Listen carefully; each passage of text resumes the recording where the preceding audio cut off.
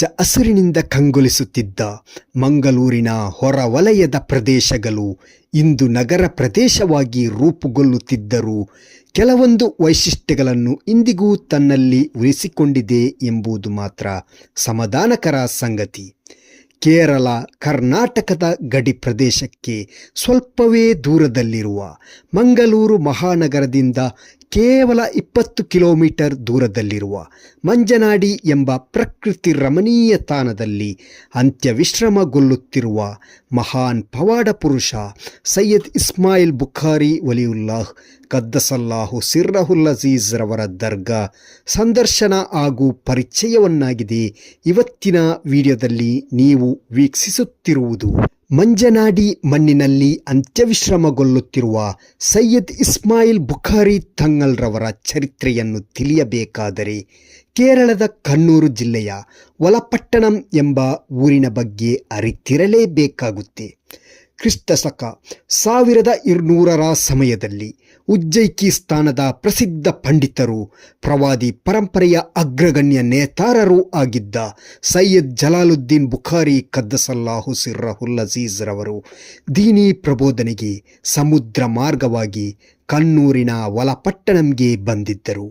ಅಗಾಧ ಧಾರ್ಮಿಕ ಪಾಂಡಿತ್ಯ, ಶಾಂತ ಸ್ವಭಾವ, ಆಕರ್ಷಕ ವ್ಯಕ್ತಿತ್ವ ಎಲ್ಲವನ್ನೂ ಜನರು ನೋಡಿ ಇಸ್ಲಾಮಿನೆಡೆಗೆ ಬಹುಬೇಗನೆ ಆಕರ್ಷಿತರಾಗತೊಡಗಿದರು.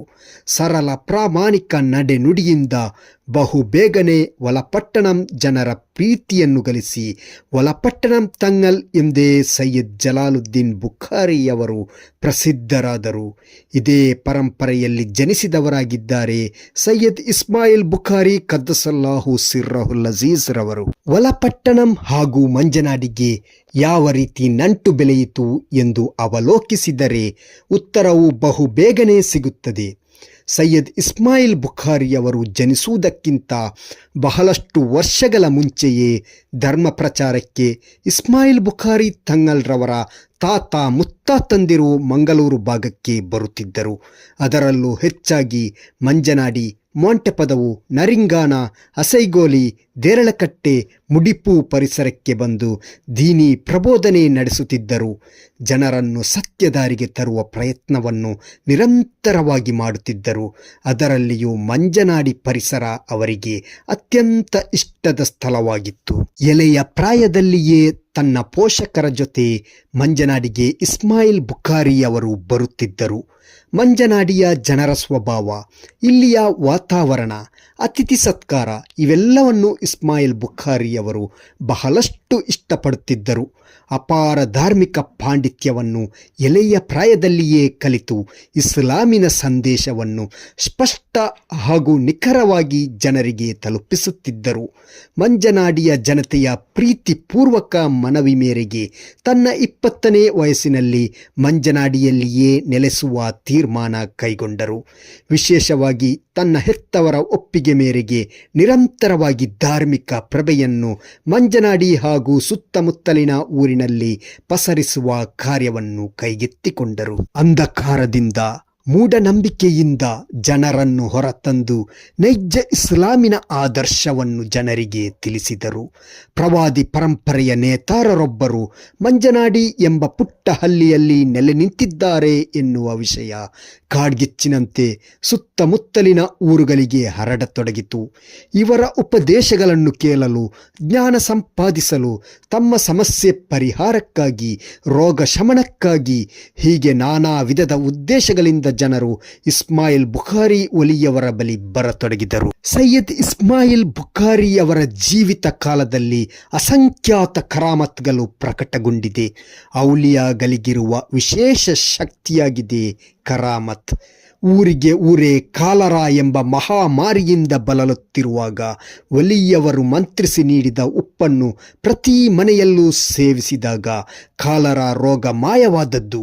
ಅದೆಷ್ಟೋ ಸಮಸ್ಯೆಗಳಿರುವ ಜನರ ಸಮಸ್ಯೆಗಳನ್ನು ಕ್ಷಣ ಮಾತ್ರದಲ್ಲಿ ದುಆ ಮೂಲಕ ಪರಿಹರಿಸಿದ್ದು.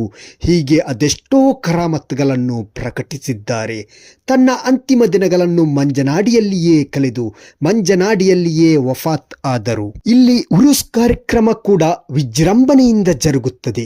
ಸರ್ವಧರ್ಮೀಯರು ಈ ಉರುಸ್ ಕಾರ್ಯಕ್ರಮದಲ್ಲಿ ಭಾಗವಹಿಸುತ್ತಾರೆ. ಉರುಸ್ ಪ್ರಯುಕ್ತ ನಡೆಯುವ ಸಂದಲ್ ಮೆರವಣಿಗೆಯಲ್ಲಿ ಅನ್ಯ ಧರ್ಮೀಯ ಸಹೋದರರು ಪಾನೀಯ ವಿತರಣೆ ನಡೆಸಿ ಸೌಹಾರ್ದತೆ ಮೆರೆಯುತ್ತಾರೆ. ಇಂದಿಗೂ ದರ್ಗಾದ ಬಳಿ ಬಂದು ತಮ್ಮ ಮನಸ್ಸಿನ ವೇದನೆಗಳ ನಿವಾರಣೆಗೆ, ರೋಗ ಶಮನಕ್ಕೆ, ಉದ್ದೇಶಿತ ಕಾರ್ಯಗಳು ಪೂರ್ತಿಯಾಗಲು ಸರ್ವಶಕ್ತನಾದ ಇಲಾಹನಲ್ಲೇ ಪ್ರಾರ್ಥಿಸಿದರೆ ಎಲ್ಲ ಸಮಸ್ಯೆಗಳು ನಿವಾರಣೆಯಾಗುತ್ತದೆ.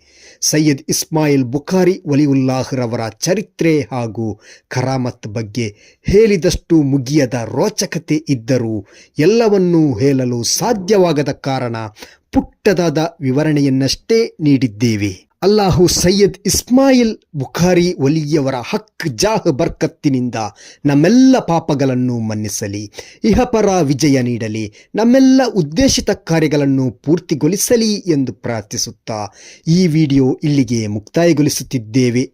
ಈ ವಿಡಿಯೋ ನಿಮಗೆ ಇಷ್ಟ ಆದರೆ ಲೈಕ್ ಮಾಡಿ, ಶೇರ್ ಮಾಡಿ, ಹೈಪ್ ಮಾಡಿ. ಹೊಸದಾಗಿ ನೋಡ್ತಾ ಇರುವವರು ಸಬ್ಸ್ಕ್ರೈಬ್ ಮಾಡಿ. ಮುಂದೆ ಮತ್ತೊಂದು ಜಿಯಾರತ್ ವಿಡಿಯೋ ಮೂಲಕ ನಿಮ್ಮ ಮುಂದೆ ಬರುತ್ತೇನೆ. Thank you.